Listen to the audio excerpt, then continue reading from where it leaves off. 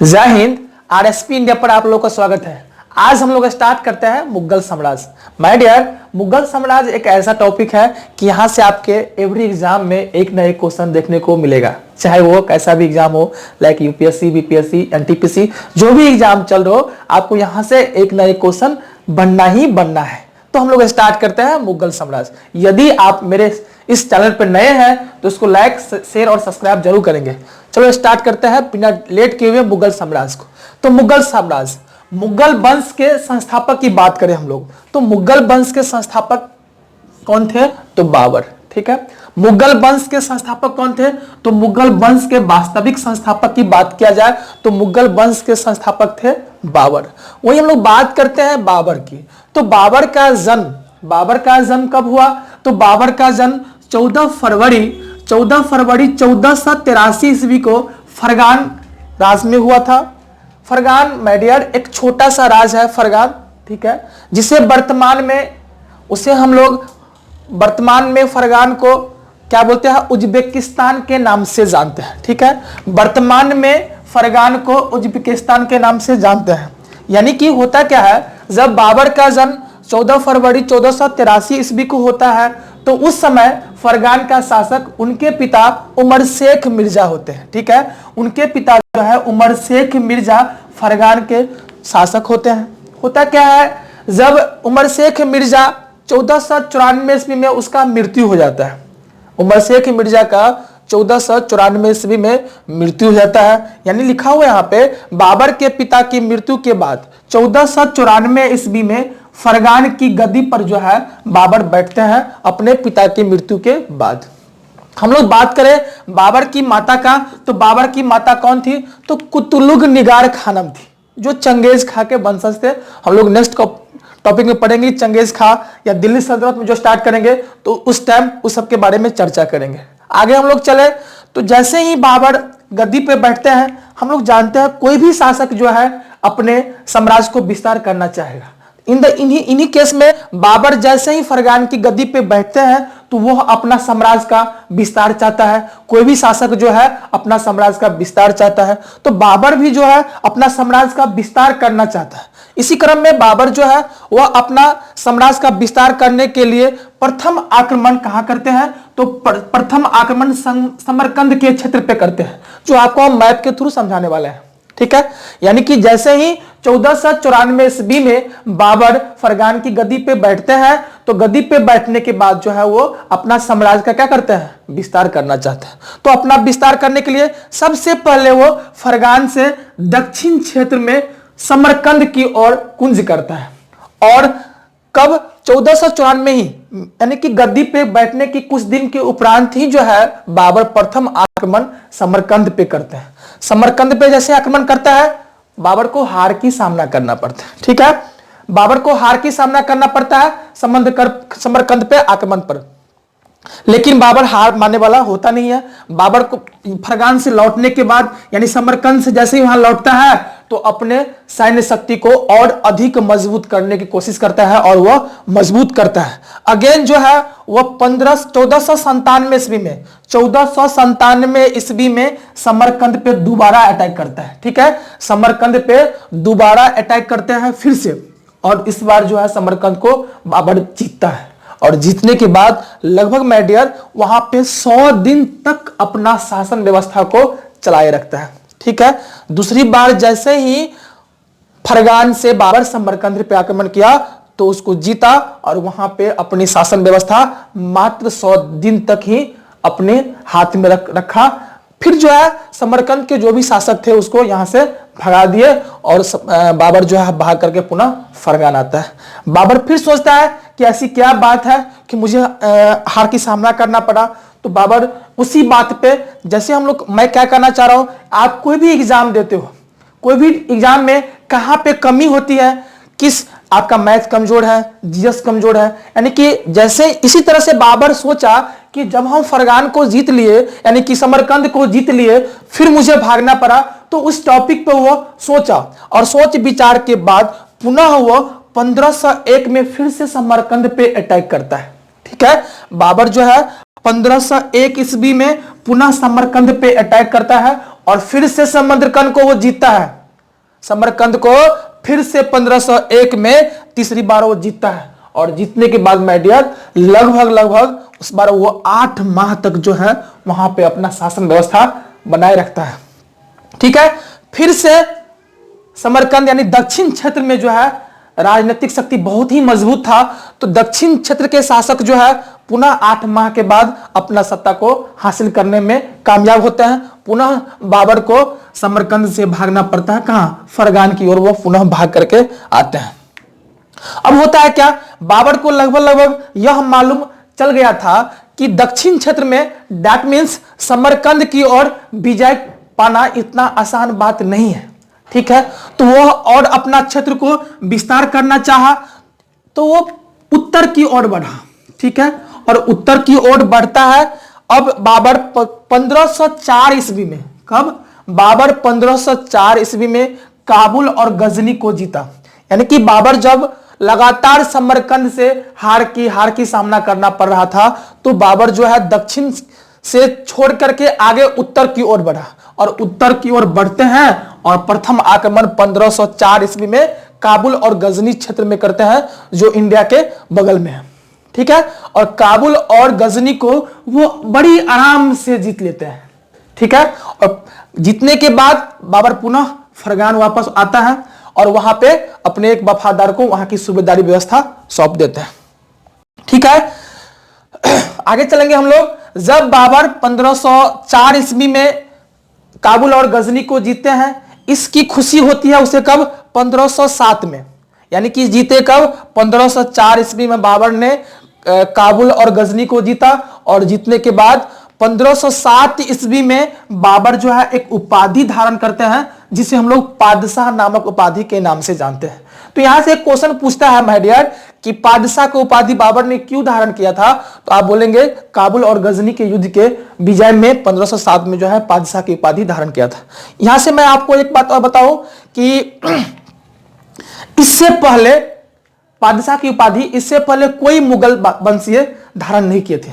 यानी कि इससे पहले जो है बाबर ही मात्र एक ऐसा शासक हुए जो पादशाह की उपाधि धारण किए, और बाबर के जो पूर्वज थे वो सब क्या, मिर्जा नामक उपाधि धारण करते थे। ठीक है, जैसे इसका पिता उमर शेख मिर्जा में बताया था आपको, तो बाबर के जितने सारे पूर्वज थे वो जो है मिर्जा नामक उपाधि धारण करते थे। लेकिन बाबर जो है ये काबुल और गजनी को जीतने के बाद जो है वो पादशाह नामक उपाधि धारण किया। ठीक है, आगे हम लोग चलेंगे। 1511 जब होता क्या है माय डियर, बाबर जब काबुल और गजनी को जीतता है, तो जीतने के बाद वहां से उसे अधिक आय प्राप्त नहीं होता है। ठीक है, लेकिन फिर भी कुछ आय प्राप्त होता है।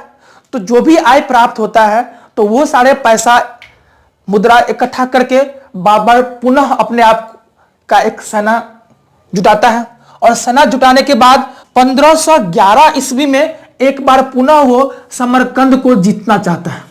ठीक है, और 1511 में पुनः समरकंद पे अटैक भी करते हैं। ठीक है, और जैसे ही 1511 में समरकंद पे अटैक करता है माय डियर, तो इस बार पुनः बाबर जो है समरकंद को जीतता है, और जीतने के बाद लगभग वहां पर इस बार एक वर्ष तक लगभग जो है वहां पे शासन करते हैं, और 1512 ईस्वी में पुनः उसे वहां से भागना पड़ता है।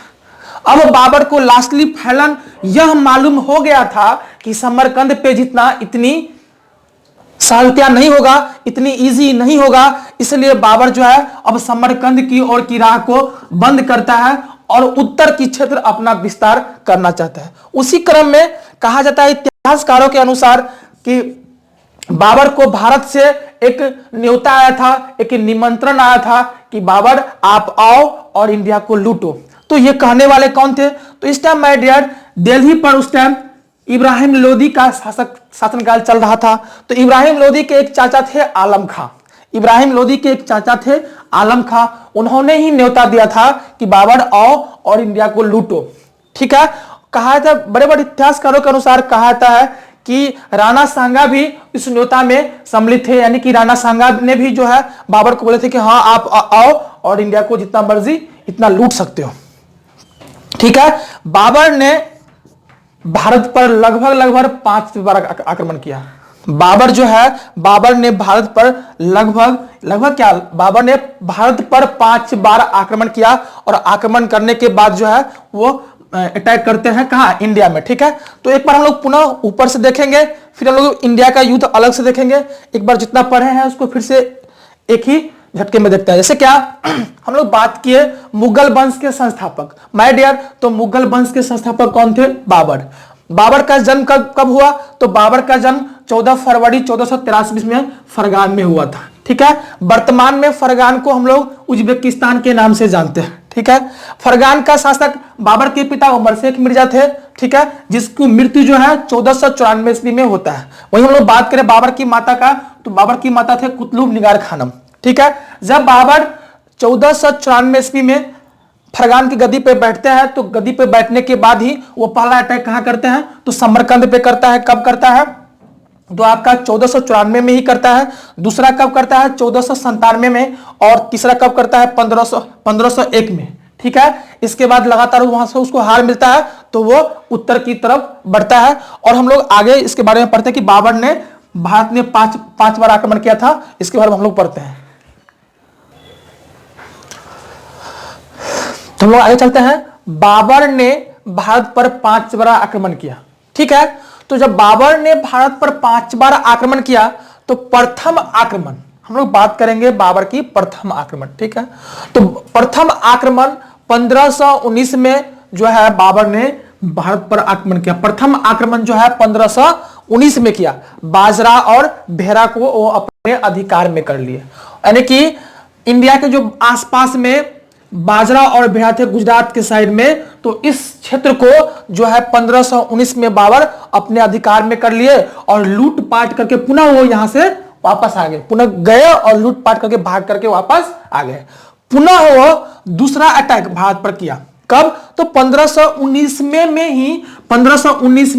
ही जो है वो फरगान से गया और इंडिया के आसपास में जो पेशावर के क्षेत्र है, वर्तमान में पाकिस्तान में पड़ता है पेशावर, तो पेशावर के क्षेत्र को जो है वो जीता और वहां से भी ढेर सारे सोना चांदी इकट्ठा किए और वहां से पुनः वो भाग करके कहां गए, फरगान। यानी कि बाबर पहले क्या करते थे, तो वो देखता था कि क्या मैं अटैक करने के लायक हूं या नहीं, मतलब वो इस स्थिति को भाप रहा था। यह भनक जो है दिल्ली सल्तनत पे बैठे हुए लोधी को मालूम चला। लोधी को यह मालूम चला एक बाबर नामक व्यक्ति है जो आता है और इंडिया के आसपास के सीमावर्ती क्षेत्र को लूट करके और वो भाग जाता है। तो लोधी बोला ठीक है, अगले बार आने दो तो हम लोग उसको देख लेंगे। बाबर ने तीसरा अटैक किया इंडिया पर। बाबर ने तीसरा अटैक 1520 में किया, यानी कि बाबर ने पुनः इंडिया पर 1520 में तीसरा अटैक किया और पंजाब सहित सियालकोट तक को अपना अधिकार यानी कि लगभग जीत लिया उसको। और यानी कि वहां पे वो अपना सूबेदार नियुक्त नहीं करते थे, लेकिन वहां पे अपना वो झंडा गाड़ के कि यह बाबर के क्षेत्र है, बाबर ने इसे जीत लिया है, और पुनः भाग करके फरगान आ जाते थे और आसपास के जितना सारा धन सोना चांदी था वो लूट करके और फरगान ले आते थे। फिर यह बात इब्राहिम लोदी को पता चलता है, क्योंकि उस टाइम इंडिया में दिल्ली की गद्दी पर इब्राहिम लोदी बैठे हुए थे, तो यह बात इब्राहिम लोदी को पता चलता है। इब्राहिम लोदी बोलता है कि चलो इस बार इसको आने दो तो हम लोग उसको देख लेंगे। ठीक है, पुनः बाबर, अब बाबर को काबुल से भी ढेर सारा, काबुल और गजनी से भी ढेर सारा आय प्राप्त हुआ था और आसपास के जैसे कि बाजरा भेरा पेशावर से जीत करके वो ढेर सारा पैसा अपने एकत्र कर लिए, सेना इकट्ठा कर लिए। अब आगे जो है बाबर चौथा अटैक करता है पुनः इंडिया पर और 1524 ईस्वी में बाबर जो है चौथा अटैक करता है और लगभग दिल्ली के आसपास तक पानीपत सोनीपत क्षेत्र तक वो जाते हैं और जीत करके पुनः वहां से वापस फरगान लौट जाते हैं।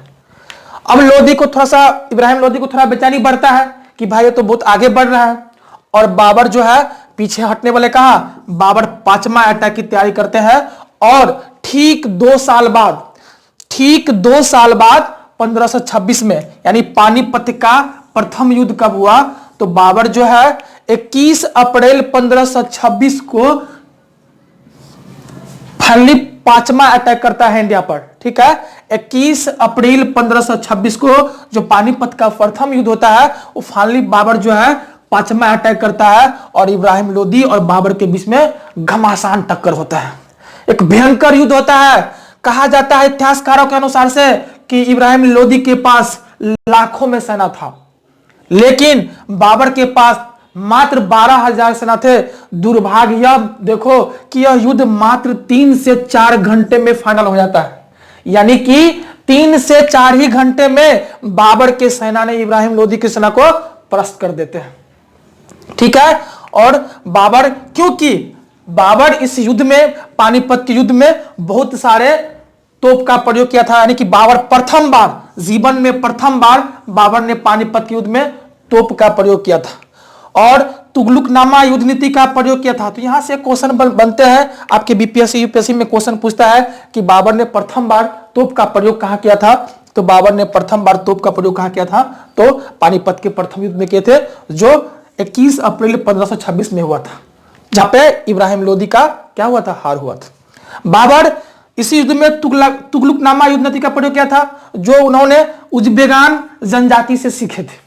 यानी कि तुगलकनामा एक युद्ध नीति है जो बाबर जो है उज्बेगान जनजाति से सीखे हुए थे। हम लोग बात करेंगे जो बाबर के तोप चलाने वाला, मतलब जो था उस्ताद, यानी उस्ताद अली और मुस्तफा खां, यानी कि जैसे उस टाइम ये दोनों तोप चलाने में वर्ल्ड में ही फेमस थे। ठीक है, यानी बहुत कुशल था तोप चलाने में। कहा था कि जब स्टार्टिंग में तोप बना तो था, लेकिन तोप जो फायर होता था तो यहीं पे, जहां पे फायर होता था वहीं पे फटने का चांस रहता। जैसे मान लो कि हम लोग ये तोप का फिगर बनाते हैं, तो मान लो सपोज कि एक तोप है, ठीक है, तो यहाँ पे बारूद जैसे ही भरते थे, तो जहां पे बारूद भरते थे वहीं पे फटने का अधिकांश चांस होता था। लेकिन बाबर के जो दो तोप चलाने वाले उस्ताद थे, जैसे उस्ताद अली और मुस्तफा खां, वो पूरे वर्ल्ड में फेमस थे। हम लोग बात करेंगे जब बाबर पानीपत का युद्ध जीतता है 1526 में, तो इतना खुशी होता है, इतना खुशी होता है, वो अपने आप को बादशाह की उपाधि धारण करता है। यानी कि यहां से क्वेश्चन पूछता है कि बाबर किस युद्ध के बाद जो है बादशाह की उपाधि धारण करता है, तो पानीपत के प्रथम युद्ध के बाद जो है बाबर बादशाह की उपाधि धारण करता है। हम लोग पढ़े थे कि जब बाबर काबुल और गजनी को जीता था तो 1507 में पादशाह नामक उपाधि धारण किया था। वहीं बाबर जो है प्रथम युद्ध, पानीपत के प्रथम युद्ध जीतने के बाद बादशाह की उपाधि धारण करता है। अब होता क्या है, तो फाइनली बाबर अब दिल्ली में आके अपना डेरा डालता है, क्योंकि इब्राहिम लोदी के हार हो गया। तो बाबर जो है फाइनली आता है और दिल्ली में अपना डेरा डालता है। डेरा डालने के बाद बाबर का जो बाबरनामा हम लोग बाद में पढ़ेंगे, बाबरनामा जो लिखा गया है उसमें बाबर ने बोला है कि वो बेचारा एक ही जगह पर 2 ईद कभी नहीं मना पाया था। तो वो किसी जगह पर अपने आप को मतलब कि सौंपना चाहता कि हम एक ही जगह बैठ के एक ही जगह से अपना राज्य को संचालन करेंगे। तो अपने आप को किसी एक ही जगह बैठना चाहता था। तो जैसे ही वो उसको मौका मिला दिल्ली में बैठने का, तो दिल्ली में बैठा। तो बाबर दूरदर्शी थे। अच्छा शासक कौन होता है, जो दूरदर्शी होता है, जो आगे तक सोचता है कि भाई आगे क्या होने वाला है। तो बाबर दूरदर्शी थे। बाबर सोचा कि चलो अब तो मुझे फाइनली दिल्ली यानी कि इंडिया मिल गया, तो अब मुझे इंडिया से भगाने वाले कौन था, क्योंकि बाबर को समरकंद से कई बार भागना पड़ा था। जैसे बाबर ने 1497 में जीता तो वहां से उसको भी भागना पड़ा था, तो समरकंद से बेचारा को कई बार भागना पड़ा था। तो इसी से डर के मारे वो अब सोच रहा है कि इंडिया से मुझे आगे भगाने वाला कौन है। ठीक है, तो इसलिए वो देखा कि मुझे इंडिया से अब जो हराने वाला, तो एक राणा सांगा नामक राजपूत शासक थे, वही हराने वाले हैं।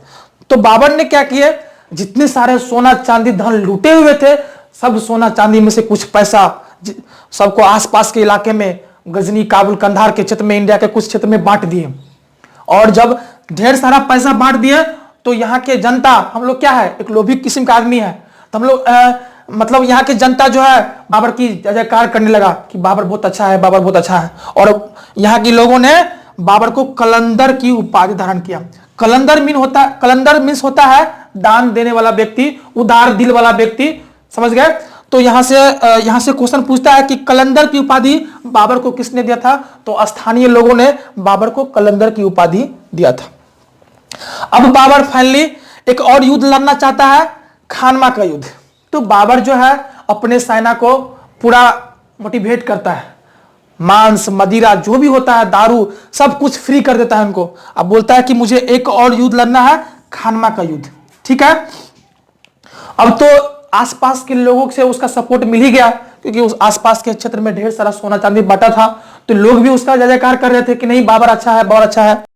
और बाबर जो है लोगों में यह भ्रम फैलाता है कि राणा सांगा मुझे इंडिया पे आने के लिए बोले थे, लेकिन जब मैं इंडिया पे आया था तो वह इब्राहिम लोदी का सपोर्ट करने लगा। तो यह एक गलत मैसेज देता है लोगों में। तो लोगों के प्रति बाबर जो है एक उदार दिल दिखाता है, और यहाँ आसपास के जो लोग हैं वो बाबर को बहुत अच्छा से मान लेते हैं कि नहीं बाबर बहुत अच्छा व्यक्ति है। तो फाइनली जब है 1527 में 16 मार्च 1527 को बाबर अटैक करते हैं, कहां पे, खानमा, जो एक राजपूत शासक थे राणा सांगा। ठीक है, फाइनली जो बाबर अटैक करते हैं, खानमा का युद्ध लड़ते हैं 16 मार्च 1527 को। और राजपूत शासक मतलब बहुत ही खतरनाक शासक थे राणा सांगा। कहा था कि एक एक सरदार जो है अपने आप में 10 सेना के बराबर थे, लेकिन बाबर के कुशल सेना के पास जो है कुशल रणनीति के कारण वो जो है टिक नहीं पाया, और राजपूतों को काट काट कर टीला लगा देता है, उसका सर काट काट के एकदम टीला लगा देता है।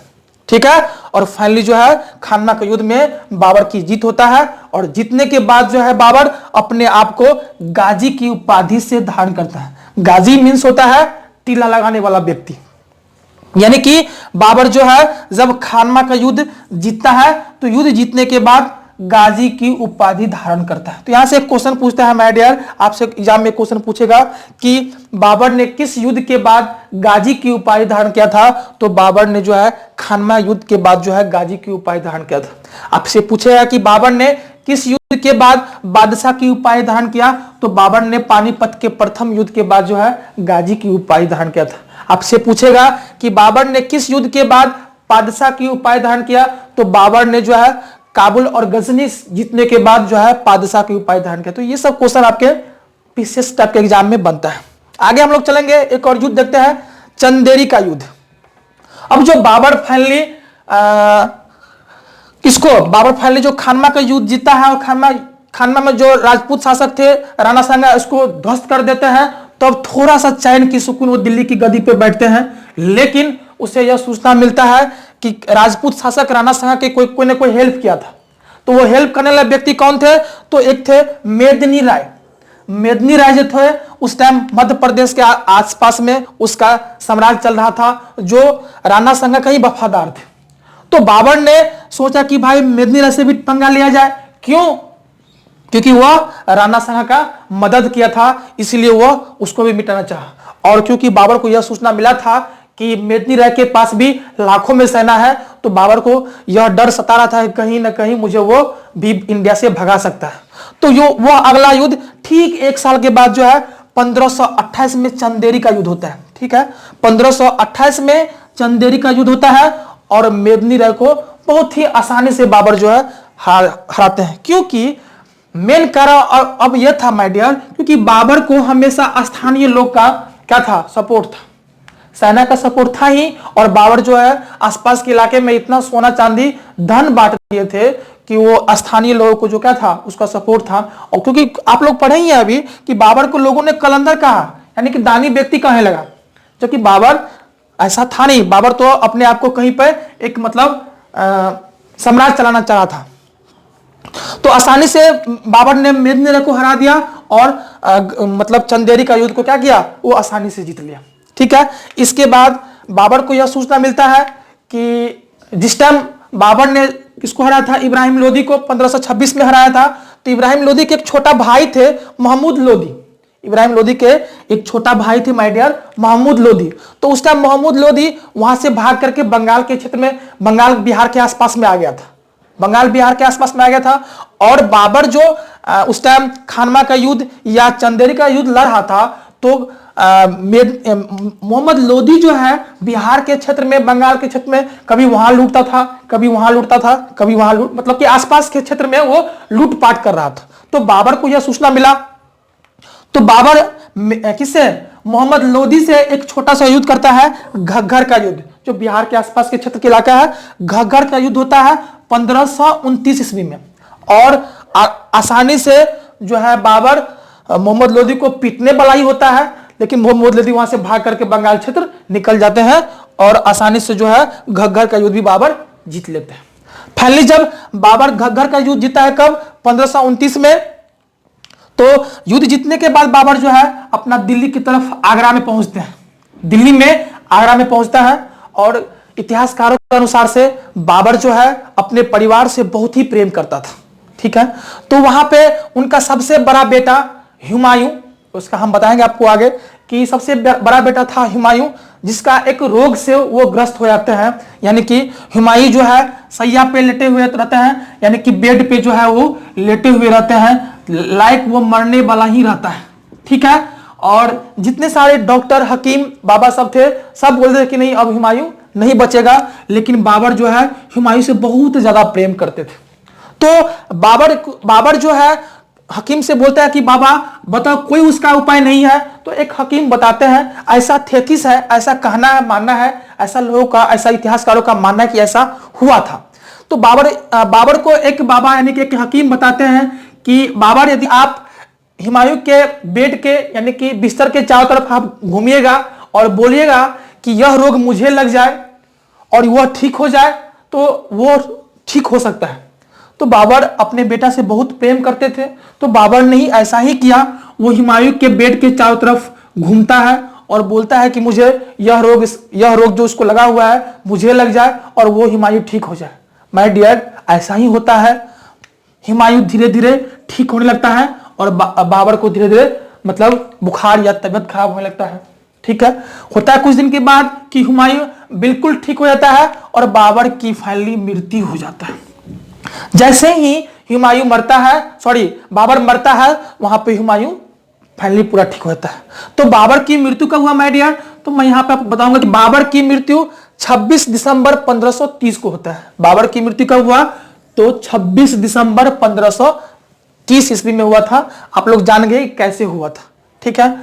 जब बाबर की मृत्यु हुआ तो उसे आराम बाग यानी आगरा में जो एक बाग बनाए थे आराम बाग, वहां पे उसे दफना दिया गया। लेकिन बाबर की इच्छा था यदि मैं मरूं तो मुझे काबुल और गजनी में ही दफनाना। बाद में 7 साल के बाद उसकी पत्नी जो है उसको काबुल में जाके दफनाता है, ठीक है।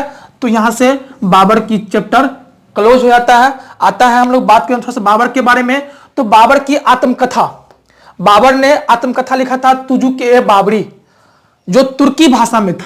बाबर की आत्मकथा जो है तुर्की भाषा में लिखा गया था, जिसका नाम है तुजुक-ए-बाबरी, जिसे बाद में फारसी भाषा में अनुवाद करा था। कौन, ये अकबर के समय में जो है उसका फारसी भाषा में अनुवाद हुआ था और पैदब खां जो है उसको फारसी भाषा में अनुवाद कराए थे।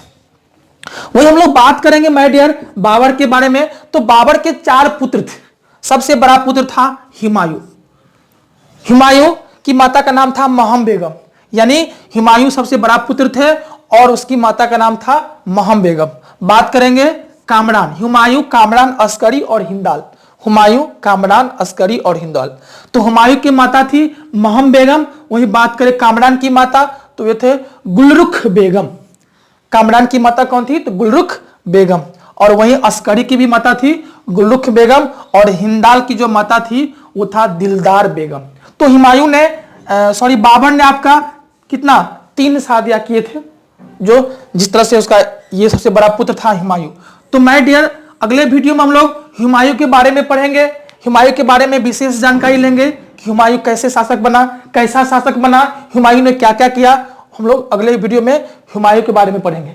एक बार हम लोग शुरू से करते हैं रिवीजन। हम देखें कि हम लोग पढ़े मुगल साम्राज्य। मुगल साम्राज्य की संस्थापक कौन हुआ, तो मुगल साम्राज्य का संस्थापक बाबर हुआ। बाबर जो है 1494 ईस्वी में जो है फरगान की गद्दी पे बैठता है और फरगान की गद्दी पर बैठने के बाद प्रथम बार वह 1494 में ही समरकंद पे अटैक करता है और उसे हार की सामना करना पड़ता है। पुनः वह जो है 1494 में ही 1497 कुछ दिन के बाद 1497 में जो है पुनः समरकंद पे अटैक करता है और समरकंद को आसानी से जीतता है और वहां पे 100 दिन तक अपना साम्राज्य को विस्तार करता है। लेकिन उसे 100 दिन के बाद वहां से भागना पड़ता है। वो फिर फरगान आते हैं और फरगान आने के बाद जो है अपना सैन्य शक्ति को बढ़ाता है और बढ़ाने के बाद जो है पुनः जो है समरकंद पर 1501 ईस्वी में 1501 ईस्वी में समरकंद पे अटैक करता है और पुनः समरकंद को वो जीतता है और वहां पे वो 8 माह तक शासन करता है, लेकिन पुनः उसको वहां से भागना पड़ा था। पुनः जो है जब उसको फरगान से भागना पड़ा तो बाबर क्या किया था, अब जो सोचा था कि मुझे नहीं दक्षिण क्षेत्र में मुझे विस्तार नहीं मिलेगा, तो वो उत्तर की क्षेत्र की ओर बढ़ा और काबुल और गजनी को 1504 ईस्वी में काबुल और गजनी को बड़े आराम से जीते थे और जीतने के बाद 1507 में वो पादशाह नामक उपाधि धारण किया था। ठीक है, इसके बाद पुनः उसे जब वहां से काबुल और गजनी से कुछ आय प्राप्त हुआ तो 1511 ईस्वी में जो है पुनः वो जो फिर से समरकंद पे अटैक किया और समरकंद को जीता भी था और जीतने के बाद जो है वो लगभग 1 साल तक यानी कि 1512 तक वहां पे शासन किया और फिर से उसे वहां से भागना पड़ा। और इसके बाद हम लोग पढ़े थे कि फाइनली वो उत्तर की तरफ भारत पे अटैक किया। भारत पे प्रथम अटैक कहां किया तो 1519 में किया, बाजरा और भेरा को जीता था। इसके बाद 1519 में ही किया, पेशावर को जीता और तीसरा युद्ध किया 1520 में पंजाब और सियालकोट को जीता था और 1524 में लगभग दिल्ली तक जो है अपना उस साम्राज्य का विस्तार कर लिया था। और फाइनली एक युद्ध लड़ता है पानीपत का प्रथम युद्ध 21 अप्रैल 1526 को, जिसमें लोधी को हराता है और ये बहुत सारे ये करते हैं। और आगे हम लोग पढ़ेंगे, नेक्स्ट वीडियो में माय डियर पढ़ेंगे हुमायूं के बारे में। यदि आपको यह वीडियो या मेरा प्रयास अच्छा लगे तो आप आरएसपी इंडिया को सब्सक्राइब करेंगे और शेयर जरूर करेंगे। Thank you very much. जय हिंद।